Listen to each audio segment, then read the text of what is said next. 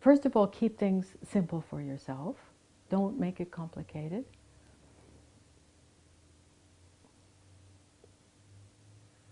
And don't hesitate to try new things. Like, we are playing here. We're practicing here together. We don't have to get things right the first time. We want to try something out, and if it doesn't work, let's try it a different way, and so on.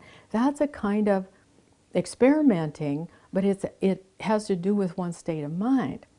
This is experimental attitude, that we can try something, then we can try something else, and so on.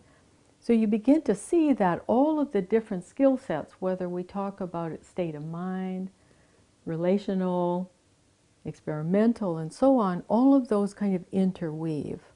So one of the states of mind that you want to be able to cultivate is experimental state of mind. All the way through. Playful, creative. There's nothing at stake. There's nothing radical at stake. We'll take care of each other in a kind way, and we can be imperfect, and we don't have to, get it all right the first time. Now, one of the skill sets that Ron talks about is support for healing skills. And I talked yesterday about that really being about who you are. Are you able to develop a capacity of confidence, compassion, patience, so that someone comes to you and says, and it doesn't even say it, but they just unfold in front of you. They want to be with you. The things that are important to them will simply fall out of their mouths, fall from their eyes. Nothing that you have to do. You just have to be that kind of person. And in order to become that kind of person, you have to take a look at how much trust do you place in the universe.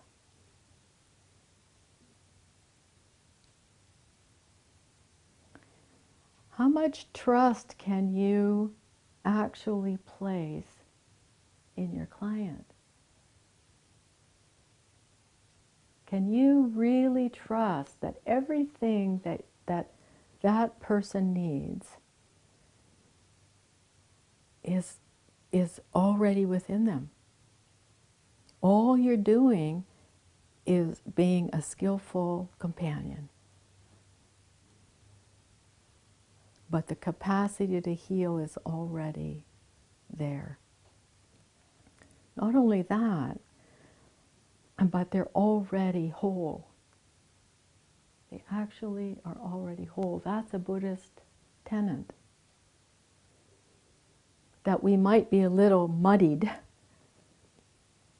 We might be a little confused, but our natural state is one of clarity. Our natural state is one of compassion. Our natural state is one of wholeness. And that's, I think, a real leap for us, especially if we're working with people who are suffering. Because the suffering is very real.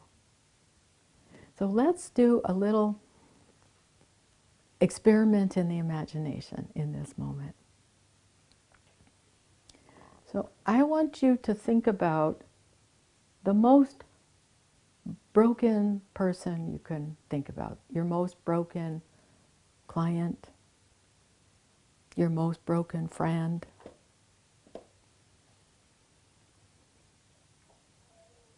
The person that you know in your life who is suffering the very most. And Terry, I'm going to ask you to just put a hand on Connie while you're watching the screen. Just a hand on her knee or shoulder or something.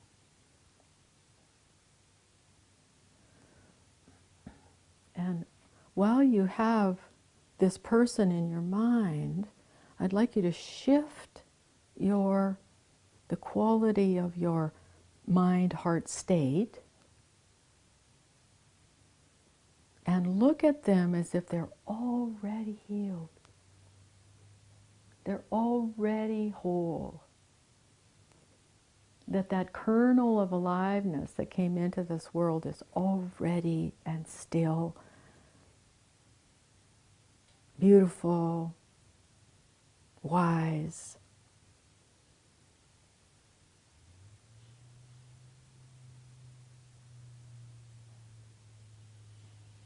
And as you do that, I want you to pay attention again to your being.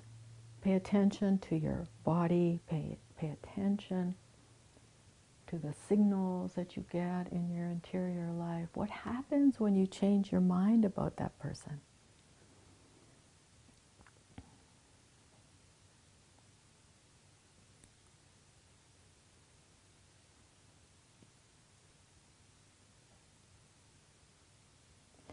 I think this takes tremendous courage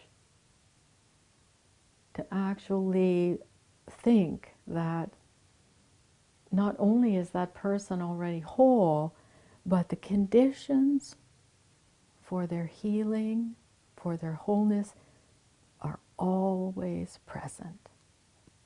They're always potentially present.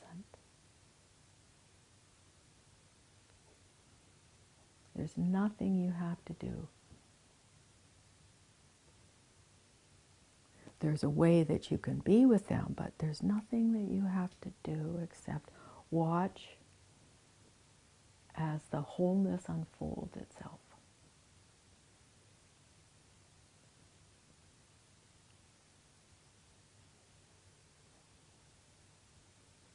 And so while you're thinking about that person, I'm going to read you something that Ron wrote.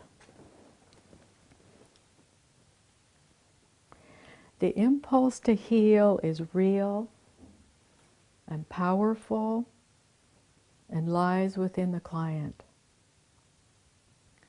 Our job is to evoke that healing power, to meet its tests and needs, and to support it in its expression and development.